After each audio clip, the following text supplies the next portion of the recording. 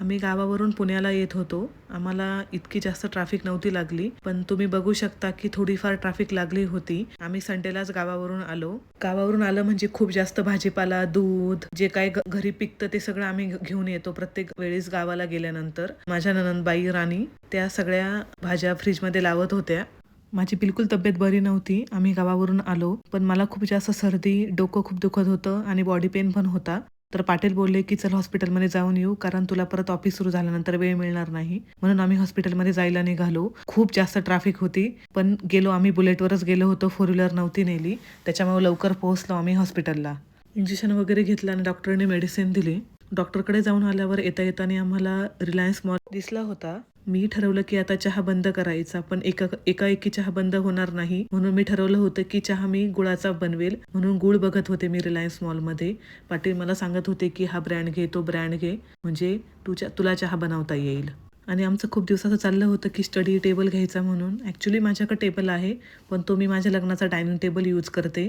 आधी आम्ही ज्या फ्लॅटवर राहत होतो तेव्हा आमच्याकडे डिरेक्टली फर्निचरमध्ये स्टडी टेबल होता आणि तो अटॅच असल्यामुळे आम्हाला इकडे घेऊन नाही येता आला. म्हणून आम्ही इमर्जन्सीला डायनिंग टेबल यूज करतोय. तर पाटील बोलले की तुला स्टडी टेबल घेऊया. म्हणून येताना एक दुकान दिसलं, तिथं आम्ही स्टडी टेबल बघितला, पण आम्हाला इतकं जास्त नाही आवडला. म्हणून आम्ही तिथून निघालो. खूप वेळ झाला होता. घरी फक्त माझ्या नणंद राणी आणि राघवच होता. म्हणून आम्ही ठरवलं की आता घरी जाऊया, बाकीची शॉपिंग नंतर बघूया. परत घरी जाताना खूप जास्त ट्रॅफिक लागली, पण पाटलांना एक शॉर्टकट माहीत होता. मग त्यांनी त्या शॉर्टकटने आम्ही गेलो. तिथं ट्रॅफिक पण काही नव्हती, म्हणून आम्ही घरी लवकर पोहोचलो. मला तर खूप जास्त भूक लागलेली होती, कारण दिवसभर इतकं जास्त डोकं दुखत होता आणि बॉडी पेन पण होता. त्याच्यामुळे मला जेवणच एवढं खास गेलं नव्हतं.